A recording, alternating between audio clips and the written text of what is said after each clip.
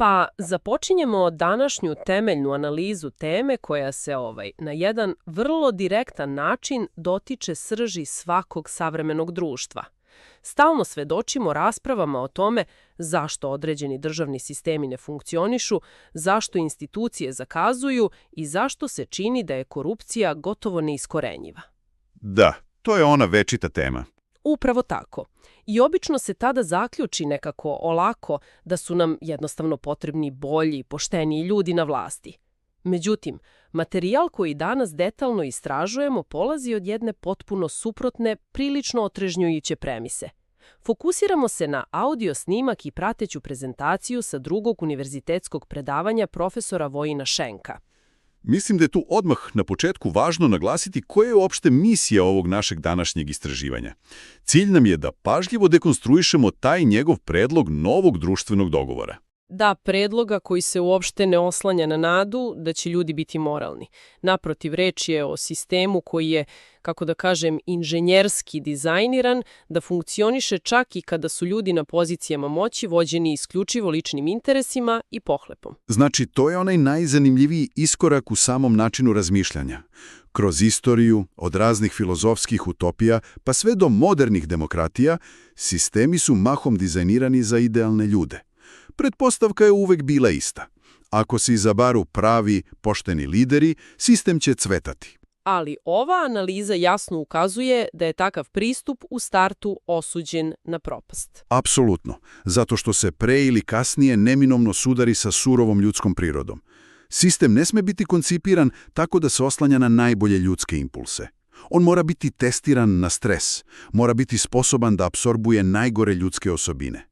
Pa da, jer zloupotreba moći ili nepotizam nisu neke neočekivane anomalije. To su vrlo predvidljivi obrazci ljudskog ponašanja. Tako je, i ako se to shvati kao jedan inženjerski problem, onda se pravi prvi stvarni korak ka izgradnji mehanizama koji bi tu korupciju učinili sistemski neisplativom. E sad, da bi uopšte moglo da se prati kako se gradi takav mehanizam, prvo mora da se razume alat koji se ovde koristi. Reč je o nečemu što se naziva TRIZ metodologija, odnosno teorija rešavanja inventivnih zadataka. Da, to je onaj tehnički okvir. Upravo.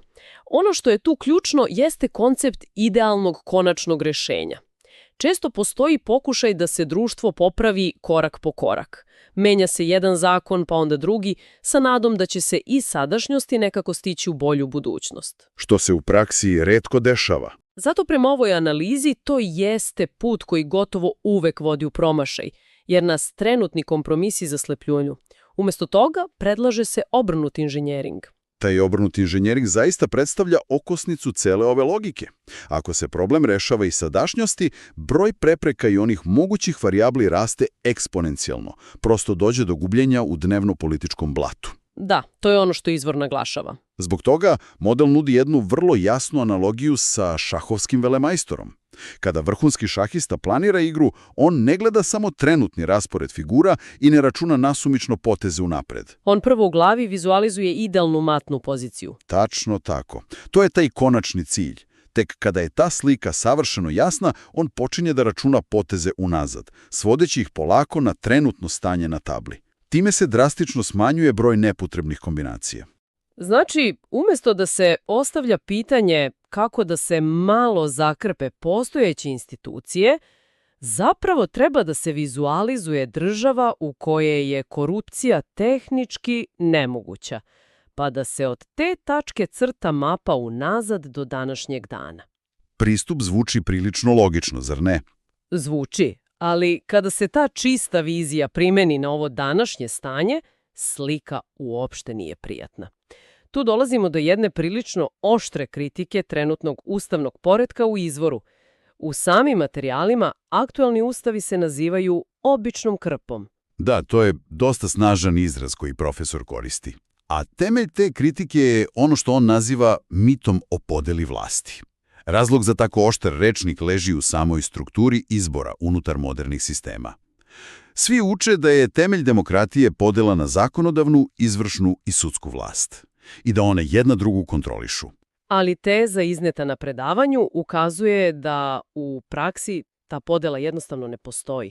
Upravo tako, ne postoji. Zašto? Zato što Skupština, dakle ta zakonodavna vlast, bira gotovo sve ostale grane. Skupština bira vladu, bira sudije, postavlja kontrolna tela. Ako jedno te isto telo postavlja ljude u apsolutno sve ostale institucije, onda tu ne može biti govora o stvarnoj nezavisnosti. I to nas dovodi do onog slikovitog opisa iz predavanja gde se kaže da poslanici zapravo glasaju na zvonce. Skupština bi trebalo da bude mesto debate nezavisnih predstavnika građana, a u realnosti se svodi na formalno odobravanje odluka koje su već odavno donete negde drugde. Konkretno, u vrhu izvršne vlasti, Da, izvršnu vlast, koja preko svoje partije drži većinu, suštinski dominira celim aparatom. Bitno je ovde da naglasim da ovo nije kritika ni jedne specifične političke partije, to je izvor jasan, već kritika same arhitekture.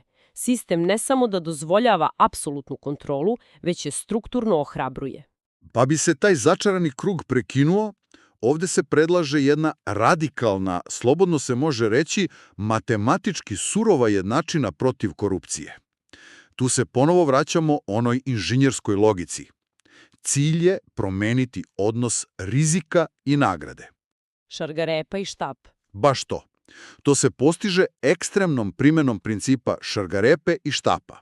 Šargarepa ovdje predstavlja finansijsku nagradu za pošten rad, koja prevazilazi apsolutno sve dosadašnje standarde. Na primjer, spominje se da bi predsjednik države imao platu u visini 20 prosečnih plata, a ključni ministri negde oko 17. Ideja je da čovek na toj funkciji mora biti toliko dobro obezbeđen da gubi svaku racionalnu, svakodnevnu finansijsku potrebu da uzme mito. To je ta ogromna nagrada, ali štap je ono što ovu jednačinu čini zaista radikalno. Ako se dokaže korupcija, kazna nije zatvor. Objašnjenje u izvoru je tu vrlo pragmatično. Zatvor je neefikasan jer zatvorenika država mora da hrani, oblači, čuva i greje. To je samo dodatni trošak za građane. Znači, sistem štedi novac izbacivanjem zatvora iz jednačine. Tako je. Umjesto zatvora, ako funkcioner ukrade makar jedan jedini dinar, kazna je apsolutna finansijska i društvena eliminacija. Sledi potpuno oduzimanje celokupne imovine funkcioneru. Ali tu stvar postaje posebno ozbiljna. Ne oduzima se imovina samo njemu. Ne, oduzima se i njegovoj široj rodbini. To je ključan detalj. Znači, nema više onih klasičnih trikova prebacivanja luksuznih vila, stanova i automobila na tetku, strica ili taštu. U ovom predloženom scenariju i ta tetka, zajedno sa funkcionerom i užom porodicom, ostaje bez imovine. Uz to ide i prisilno preseljenje, oni završavaju u napuštenoj vojnoj kasarni sa najosnovnijim uslovima za život. Da, spominju se vojnički kreveti. To je taj najosnovniji nužni smeštaj. Možda zvuči drakonski na prvo slušanje, ali kada se razmisli u psihološkom efektu, stvar je jasna. Uključivanjem šire porodice u zonu rizika, sistem veštački kreira kolosalan unutrašnji pritisak. Više funkcionera ne sprečava samo njegova lična savest da uzme mito. Već i panični strah cele njegove porodice da će zbog njega završiti na ulici bez ičega. Rizik jednostavno postaje neizdrživ da pojedinca. Uz to, tu se uvodi potpuno novo krivično delo. Zove se zločin protiv demokratije. To obuhvata zloupotrebu ovlašćenja tokom mandata, zar ne?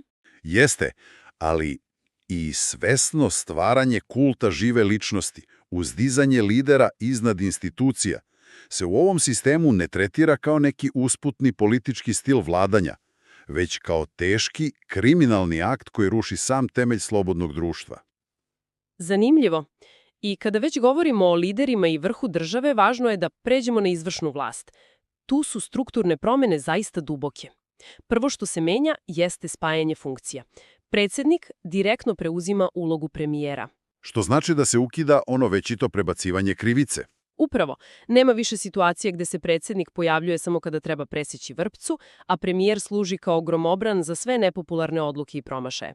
Moć i odgovornost se konačno spajaju u jednoj osobi. Nema skrivanja. Ali mora se priznati, sa takvom koncentracijom moći mora da dođe i daleko najveći kontrolni mehanizam. I tu dolazimo do uspostavljanja takozvane četvrte grane vlasti. Kontrolne vlasti. Da, mehanizam ugrađene opozicije. To je verovatno najinovativniji detalj cele ove analize. Kada se održe predsjednički izbori, pobednik formira vlast. To je jasno svima. Ali šta se dešava sa onim ko je na drugom mestu? Drugoplasiranim kandidatom. Da, on ne odlazi u političku penziju, niti postaje samo bučni poslanik u parlamentu koji drži govore. On po automatizmu postaje vrhovni državni kontrolor. Šef te četvrte grane vlasti. Tako je, njegov jedini i isključivi posao, koji je pritom podržan ogromnim ustavnim ovlašćenjima, jeste da neprestano nadzira onoga koga je pobedio na izborima. Znači, da to malo raščlanimo, drugoplasirani kandidat, onaj ko je verovatno najogorčeniji politički protivnik i koji ima najveći mogući lični motiv da pronađe greško predsjedniku, dobija institucionalnu moć da ga nadzire. Upravo ta tenzija je sistemski iskorišćena. Nadzor više ne vrši neko s kim može da se postigne dogovor u nekom kabinetu. Nadzor vrši najopasniji rival. Pored toga, tu je i jedan vrlo specifičan alat koji se pominje u prezentaciji, takozvana Dane matrica. To je prilično intrigantan koncept predizbornih obećanja. Matrica funkcioniše kao jedan preventivni udar na klasična, prazna predizborna obećanja. Pre samih izbora, kandidat za predsjednika izlazi pred Senat. Tamo mora jasno i javno da odgovori na najviše 10 binarnih pitanja. Binarnih znači samo da ili ne. Samo da ili ne. Na primjer, postavi se pitanje da li ulazimo u Evropsku uniju. Da ili ne. Ili, da li se otvara taj rudnik. Da ili ne. Kandidat nema prostora za dugačka filozofiranja, mora dati direktan odgovor. A ono što tu potpuno menja pravila igre je to što ti odgovori nisu samo marketing za skupljanje glasova. Nisu uopšte marketing. Istog trenutka kada kandidat pobedi, ti njegovi odgovori zakonski postaju deo Ustava za naredne 4 godine. To je zaista neverovatno kao koncept. Često se može vidjeti u praksi da se kompletna politika jedne stranke promeni dan nakon izbora. U ovom sistemu ta obećanja su zacementirana na najvišem pravnom nivou. Ako je predsjednik rekao ne na pitanju rudniku pre izbora, a onda usred mandata pokuša to da promeni, on doslovno krši Ustav. Jedini način da promeni to mišljenje jeste da se raspiše novi opštenarodni referendum. To garantuje apsolutnu doslednost između onoga što je dobilo glasove i onoga što se na kraju sprovodi. Time se trajno zatvara prostor za postizborne političke trgovine. I sad, ako sa ove izvršne vlasti pređemo na zakonodavnu, na Skupštinu, tu se vidi podjednako temeljna transformacija. Skupština po ovom predlogu i dalje broji 250 mesta, ali se metodologija biranja menja iz korena. Reč je o jednom dvostrukom sistemu. Tako je. Jedna polovina, dakle 125 poslanika, bira se na način koji je i do sada poznat, po teritorijalnom principu, gde svaki region ima svoje predstavnike, ali ona druga polovina poslanika bira se isključivo kroz takozvane političke interesne zajednice. Ovo je segment koji potpuno redefiniše pojam predstavljanja građana. Te interesne zajednice su zapravo grupe ljudi okupljene oko iste profesije, statusa ili nekog svakodnevnog životnog interesa. U izvoru su izneti vrlo konkretni primjeri. Da, to može biti zajednica penzionera, zatim prosvetnih radnika, radnika u zdravstvu. Spominje se i IT sektor, poljoprivrednici, pa čak i ekološki aktivisti. Ideja je da se pažnja pomeri sa puke geografije na stvarne svakodnevne interese građana. Na primjer, stručnjak za informacione tehnologije koji živi u nekom većem gradu verovatno deli mnogo više svakodnevnih problema sa IT stručnjakom iz drugog kraja zemlje. Nego sa svojim prvim komšijom koji se bavi potpuno drugom profesijom. Upravo to. I u tome leži snaga ovog modela. Omogućava se ljudima da biraju predstavnike koji će u parlamentu direktno braniti ono od čega oni žive. Znači, umjesto da se glasa za neke apstraktne partijske ideologije, koje se često i svode na prazne parole, građani glasaju za predstavnika koji najbolje razume kako određeni zakon utiče na njihovu školu, bolnicu ili struku opšte. Politika se spušta u sferu opipljive svakodnevice. Može se reći da ljudi više ne moraju da biraju takozvano manje zlo na nekom opštem nivou, biraju najboljeg zastupnika svog interesa. Sad imamo sliku jake izvršne vlasti koju nadzire njen najveći protivnik i parlament koji je podeljen na teritoriju i stvarne profesije. Ali ostaje pitanje šta sprečava taj čitav aparat da donosi ishitrene zakone. Tu u priču ulazi Senat i posebno jedan organ koji se naziva Senatski savet. Senat tu funkcioniše kao telo sastavljeno od političkih veterana. Njegov primarni zadatak je da potvrđuje zakone koje izglasa Skupština. To je važno napomenuti jer se u ovom sistemu moć potpisivanja i proglašavanja zakona oduzima predsjedniku. Čime se izvršna vlast dodatno ograničava. Tačno. Ipak, onaj zaista specifičan i jedinstven detalj u ovoj arhitekturi je Senatski savet. On je osmišljen kao institucija ultimativne političke neutralnosti. Čine ga isključivo penzionisani predsjednici i senatori koji su odslužili puna 4 mandata. Dakle, to su ljudi sa velikim decenijskim iskustvom. Njihov status je izuzetno specifičan, dobijaju doživotne naknade koje se kreću u rasponu od 30 do 40 prosečnih plata, uz to imaju pravo veta na ključne odluke izvršne vlasti. Naravno, nameće se pitanje zašto bi se penzionisani političari toliko plaćali iz budžeta. Ali tu leži inženjerski kompromis. Cena te privilegije je ogromna. Ovi veterani pristaju na strogu, neopozivu zabranu članstva u bilo kojoj političkoj stranci do kraja života. I to nije sve. Apsolutno im je zabranjeno da daju javne političke izjave, intervjue ili da na bilo koji način komentarišu dnevnu politiku. Država tu, da tako kažemo, kupuje njihovu tišinu i neutralnost. To je briljantan potez iz perspektive dizajna sistema. Svi dobro znamo za problem dugovečnih političara koji se grčevito drže za vlast jer se plaše nestajanja sa scene i gubitka privilegija. Sistem ovdje ne pokušava da ih prevaspita. Nudi im se vrlo siguran i isplativ izlaz. Dobijaju luksuzan život, zadržavaju jedan tihi autoritet kroz to pravo veta, ali im se trajno oduzima mogućnost da se takmiče za popularnost, postaju izolovan korektivni faktor. Sada, kada je rešena ta izvršna i zakonodavna vlast, ostaje nam još jedan izuzetno osetljiv stup države – sudstvo. Uvek se postavlja pitanje kako obezbediti radikalnu nezavisnost sudstva i stvoriti sudiju Vrhovnog suda koji zaista ne duguje nikome ništa. Tu ovaj model predlaže rešenje koje je potpuno neočekivano. Zasniva se na konceptu koji profesor u izvoru naziva iterativni konsenzus. Da, to odbacuje ono klasično glasanje gde prosta većina može da progura svog čoveka. Objasnit ćemo kako to funkcioniše. Proces ne služi da se izabere onaj koji ima najviše glasova, već da se temeljno eliminišu kandidati sa kojima se institucije ne slažu. Počinje se sa listom od 15 kandidata za to mesto u Vrhovnom sudu. Zatim različite grane vlasti, dakle zakonodavna, pa kontrolna, pa izvršna, redom primenjuju pravo veta. Jednostavno odbacuju sa liste kandidate koji im ne odgovaraju. Su praktično ona prema kojima niko nije imao dovoljno jak animozitet da stavi veto. Prihvatljivi su svima, bar do neke mere. Ali onaj finalni korak za izbor konačnog sudije je onaj koji najviše menja stvari. Konačni sudija se između ta dva preostala kandidata ne bira u Skupštini, ne bira ga ni predsjednik, bira se javnim žrebom, bukvalno bacanjem kocke. Da, kocka odlučuje. Možda to zvuči neozbiljno na prvi pogled, ali matematika iza toga je besprekorna. Kada taj sudija sutra obuče svoju togu, on ulazi u sudnicu savršeno svestan jedne stvari.